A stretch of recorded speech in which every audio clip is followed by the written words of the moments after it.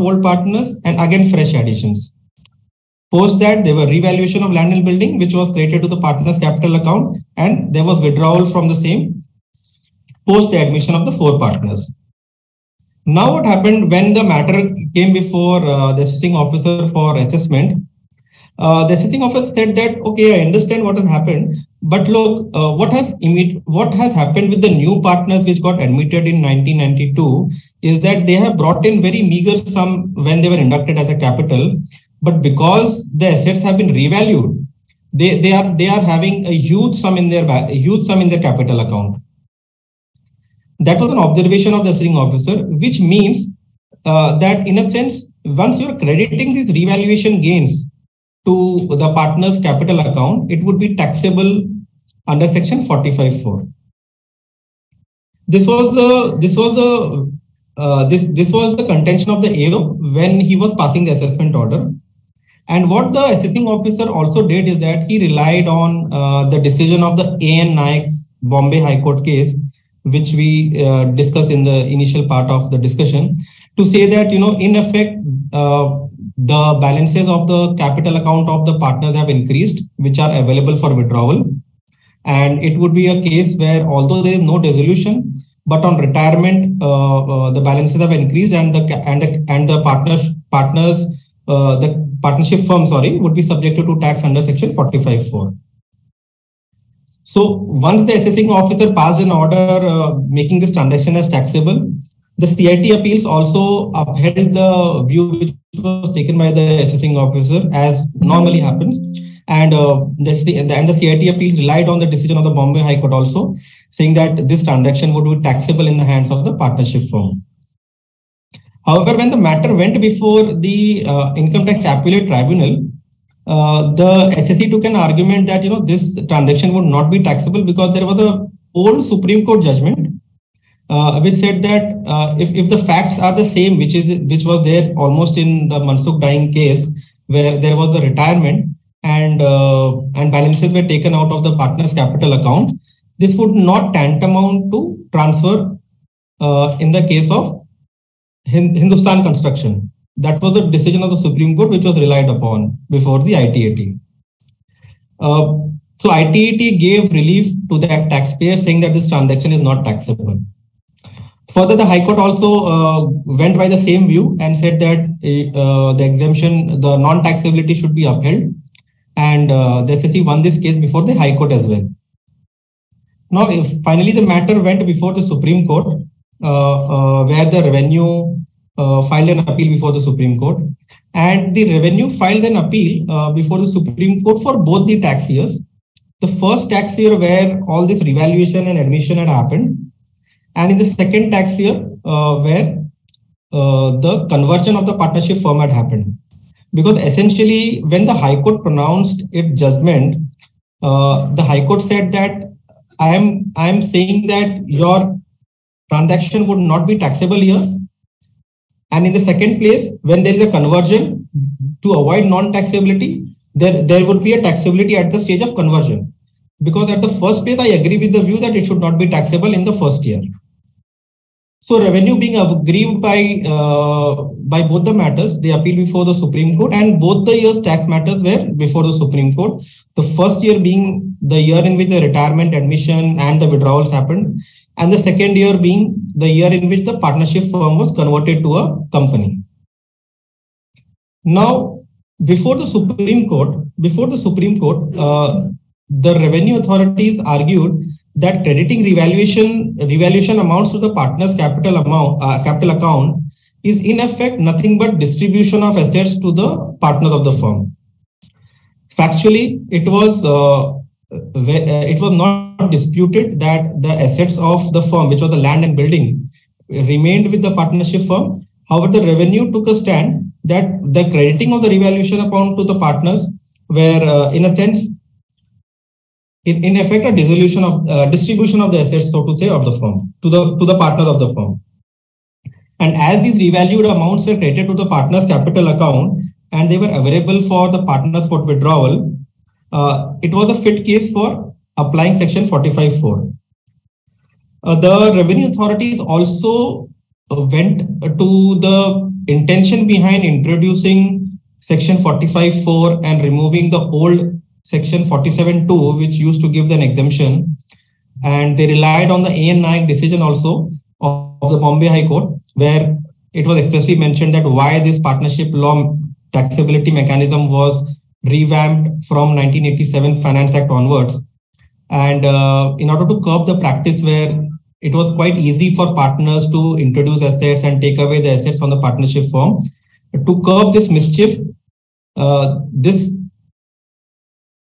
law was introduced. So the revenue said that you have done exactly what the legislature wanted you not to do, and this transaction would be taxable under 45(4) because you have used this mechanism to take the balances in the capital account through revaluation. To counter argue from the SSE side, what the SSE said is that if one were to see section 45(4), there were in fact two requirements for section 45(4).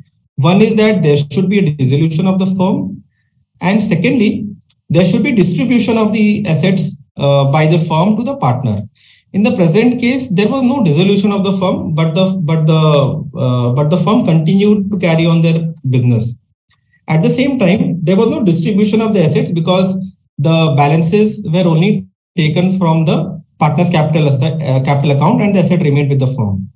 In fact, it was also argued by the SSE's counsel that revaluation was only an accounting entry where the land and building value was debited and the credit was given to the partner's capital account. It was not a real income which could be taxed in the hands of the partners or the partnership firm, so to say.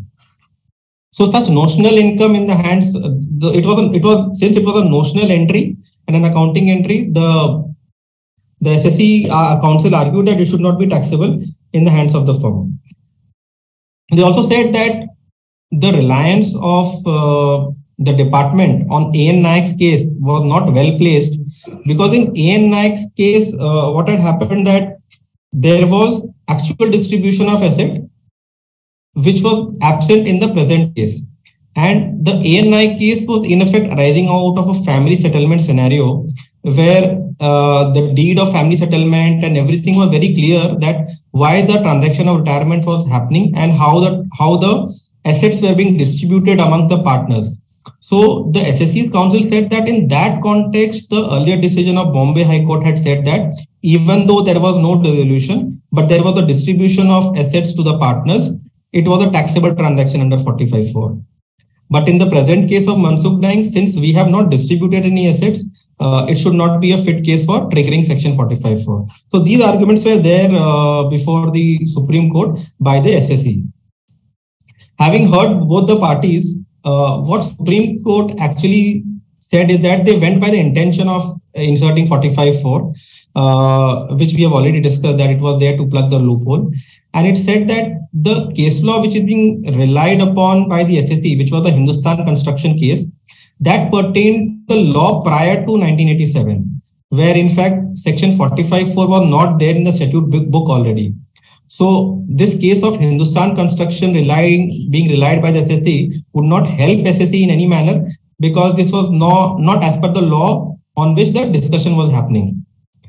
So having said that, Supreme Court, what the Supreme Court said is that since your credit of assets of capital account can be said that it is a distribution of assets at the fair market value, because the balances of the partners got enhanced, which was available for them to withdrawal. So in effect, although it was not a physical distribution, it was a kind of a notional distribution. But since there was a revaluation followed by a credit to the partner's capital account, it was considered as a deemed distribution to the partners under the 45(4) provisions. While doing so, the Supreme Court also obviously relied on the decision of the Bombay High Court, which we just spoke about on A.N. Naik, and the transaction of withdrawal by the partnership by the partners was taxable. One point to note here is that while the Supreme Court said that this transaction would be taxable, they did not confine the taxability to the portion which was actually withdrawn by the partners, which were somewhere around 20 to 25 lakh or 50 lakh rupees. What the Supreme Court has essentially said is that the entire revaluation which has been done, which was the entire upside of around 17-18 crores of the revaluation of the land and building, the entire amount would be considered as a distribution of assets, irrespective of the fact that actually it was not withdrawn, although it was available for withdrawal because it was lying in the partner's capital account. So this is the harshness with which the Supreme Court has come down, going by the intention of the law when this 45(4) was introduced. And perhaps the facts were very bad in this case, where there were too much admission, retirement followed by admission, and quick revaluation. So that's where Supreme Court has held that this transaction would be taxable for the first year. Now for the second year, where this transaction was, where the partnership firm was converted into a company and the exemption was claimed by the SSE. At the same time, the Bombay High Court in this case had held that because the amount has already been taxed when the partner's credit was given, the same amount would not be taxed when the partnership firm is converted to the company. However, this aspect of conversion of partnership firm to the company was actually not discussed by the Supreme Court. So what the Supreme Court did is that all the discussions happened with respect to the first year of reconstitution and withdrawal, and the second year discussion with respect to conversion of the firm to the company was not discussed at all before the Supreme Court. However, when the Supreme Court passed the judgment, it said that the appeal of the department is allowed for both the years, which incidentally means is that there would be a double taxability in this case, where in the first tax year the transaction would be taxable under 45(4), and in second tax year, because the decision has been upheld, it's a clear error, so to say, but the Supreme Court has said that it would again be taxable in the year of conversion of the firm to the to a company, disregarding what the High Court has said in the underlying judgment. So this is what the Supreme Court has said on this judgment on these specific facts, going by the intention of the law, and because the facts were quite peculiar, instead of acknowledging that there have been no distribution of the capital assets, the transaction has been subjected to tax under 45(4) and also on conversion. So if we were to see what happens on these, the implication of these rulings. So all the cases, if we were to see where past evaluation has happened and there was an upside given to the partner's capital account, even though they would not have been withdrawn, those cases would now be prone to being examined by the tax authorities, and the decision of this Supreme Court will have a very strong persuasive value when these matters are actually pending before appellate authorities. I will now move to the next section given the paucity of time. Having said that, the law which stands today has been completely revamped from 1st of April 2020 because we now have a modified new avatar of section 45(4), and there is an altogether new section 9B, which has been introduced in the statute book from 1st of April 2020 onwards. So there is a prescribed formula for taxation under 45(4), the new 45(4), so to say, where any reconstitution is subject to taxability. And mind you, this new version of section 45(4) is not applicable in dissolution altogether. So the taxability of dissolution now has been shifted from 45(4) earlier to the new section 9B. So what these two sections actually says is that whenever, if I touch upon section 9B, it says that whenever there is a reconstitution of a partnership firm, and by reconstitution it says that there is either an admission of the partner or the retirements of partner, or even there is a change in profit sharing ratio amongst the partner. Whenever there is a reconstitution in the partnership firm or a partnership firm is dissolved, and in that process any capital asset or a stock in trade is given to the partner, so the fair market value of that asset or stock in trade is subjected to tax. If it's a capital asset, it would be subjected to capital gains. If it's a stock in trade which is given to a partner, it would be taxable as a normal business income.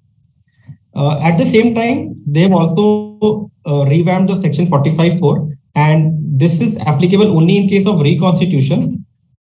that whenever there is a reconstitution of a firm, any cash which is given to the partners or any capital asset which is given to the partners, that would be subject to tax in the hands of the firm after reducing the partner's capital balance.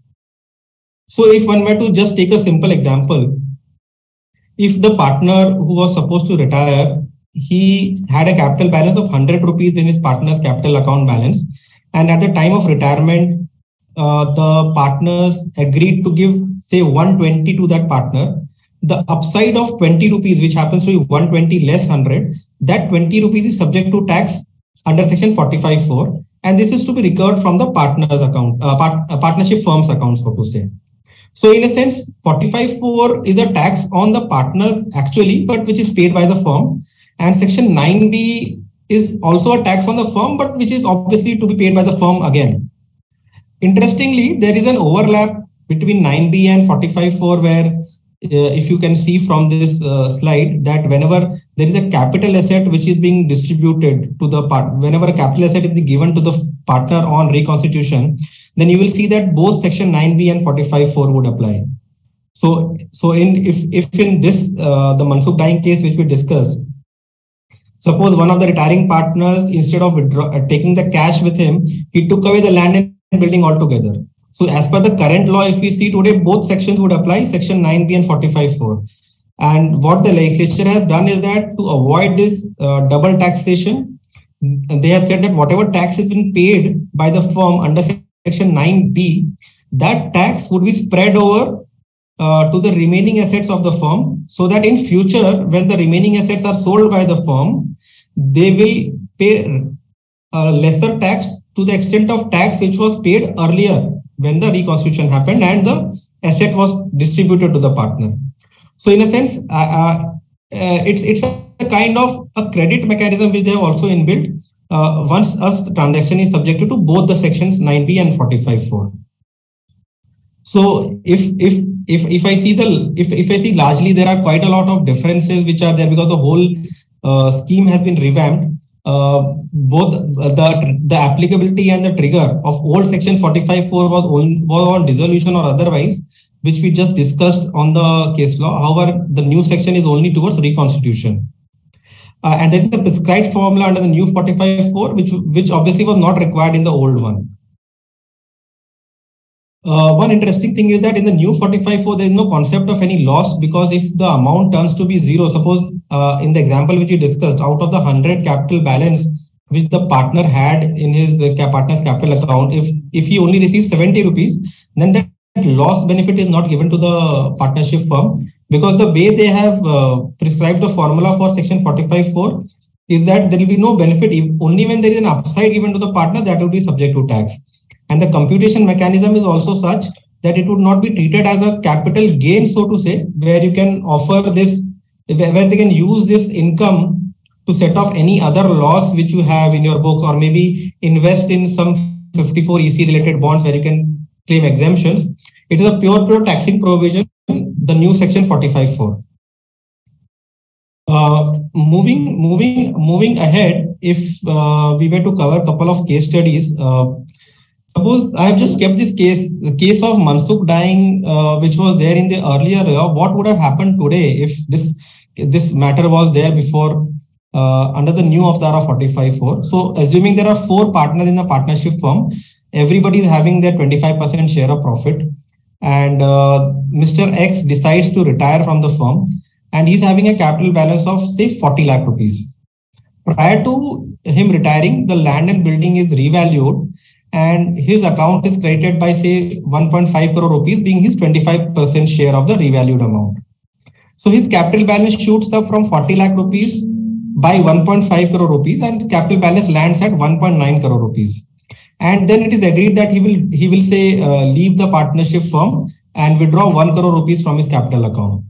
Suppose this is the scenario. Now, as per the new mechanism 45(4), what the law suggests is that whatever amount has been taken away by the partner, which in our example happens to be 1 crore, less the capital balance which is there with the partner, which in our example is 1.9 crores, However, the revaluation effect which was given to the partner's capital account needs to be ignored. So while computing this 45.4 in the new regime, any revaluation done or any self-generated assets created due to which the partner's capital balance is enhanced, that needs to be ignored. So keeping aside that revaluation, once he gets 1 crore rupees less the 40 lakhs initial balance, 60 lakhs will be subject to tax in the hands of the partnership firm under the new law, which seems to be quite logical as well.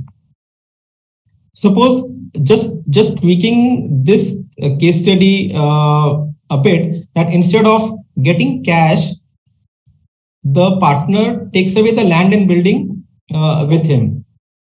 Obviously, what happens here is that both sections, section 45.4 and section 9B would be triggered, and the tax under 45.4 would be the same 60 lakh rupees which we just discussed in case study 1A. Based on the prescribed formula. Now coming to section 9B, what will happen is that the firm would compute what is the taxability in the normal case. So if the tax cost of land and building in the hands of the partnership firm was 4 crore rupees and it was fair market valued at 6 crore rupees, the taxability would arise on that 2 crore rupees where the firm would pay tax on 2 crore rupees. Now, since this would be a capital asset for the firm, the firm would pay capital gains tax on the 2 crore rupees. Now, what one would see is that on this distribution of capital asset, there are two legs, one 45.4 where 60 lakhs is being paid and another 2 crore is being paid under section 9B on the same transaction of transfer of land and building. So what the legislation has done here is that in our example, so to say, the 2 crore rupees which is being paid under section 9B, this 2 crore rupees would be available as a reduction in the sales consideration if any remaining assets of the firm are sold in future. So suppose there are other parcel of land or any other asset which the partnership firm would be selling in future. Whenever those assets are sold, the 2 crore balance would be reduced from the sale consideration of the future sale of the asset, so that the ultimate tax impact in future sale of asset is reduced. So this could have been a scenario where the old Mansukh Dying decision would have been there in today's scenario under the new revamped section 45.4 and section 9B. So these are the couple of case studies which I just wanted to touch upon now, given that we are just close to 4:30. I think should we take up question and answers if there are any? No, I don't see any question answers. You can go on for another 3 minutes if you have a case study, or we can then end the session. Do you have any more case study? Yeah, we have one more case study. We can touch upon that now. Run this through. Yeah. So suppose in this case, suppose there were assets were revalued and land and building were revalued, and it was not transferred to the capital account of the partners, but were kept in a separate account. So in a sense, what the 45.4 section suggests is that this account which is credited, the revaluation benefit would not be given. However, when this asset is revalued and this revalued amount is not credited to the capital account and it is kept in a separate identifiable account, say a revaluation reserve or something of that, or maybe a current account of the partner, and there is no retirement or dissolution as such, then what could be the taxability in this case? Because there is no credit to the partner's capital account, there is no retirement, there is no dissolution, there is no movement of capital assets also in this case. Now, if one were to really apply the decision of Supreme Court based on the old law, one could say that just because there was a revaluation, there is a potential liability hanging on the partnership firm to pay tax on this transaction.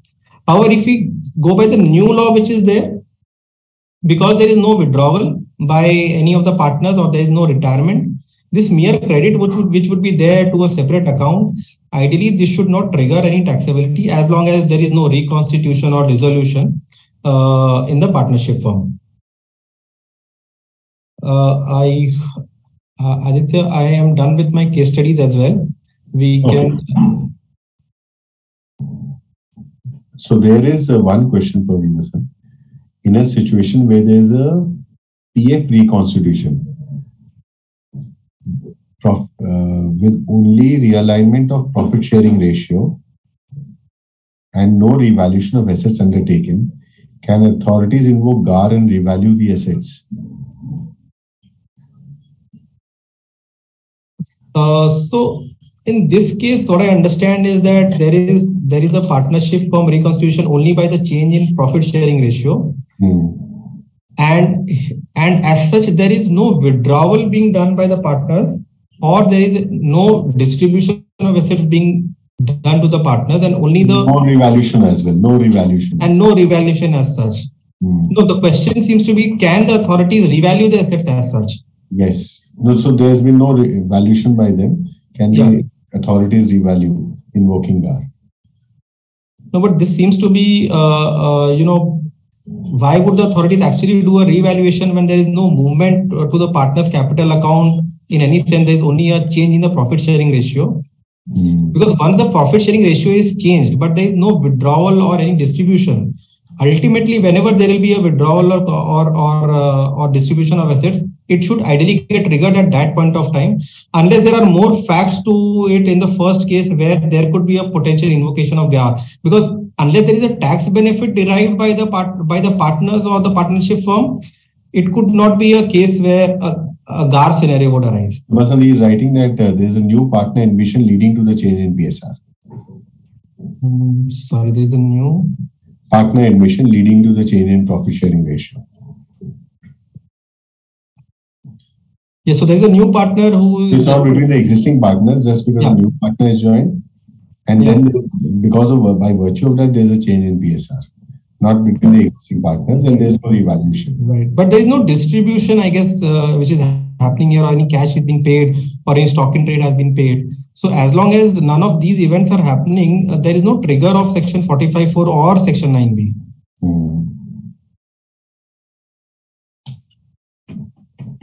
Done. Sharvani, I think so. There are no more questions, and it's already 4:30. So we can now close the session back. We're right on time. Okay. Thank you, Aditya and the team from Dhruva Advisors for the lovely session of today. And thank you, delegates who have joined from all over the India to participate in the session. We look forward to more such sessions on recent Supreme Court cases and recent updates and notifications that we receive from government, and also the changes in GST, what that happens every time, all the compliances. And we look forward more such sessions with you. Thank you all. Thank you. Thank you, audience. Thank you very much.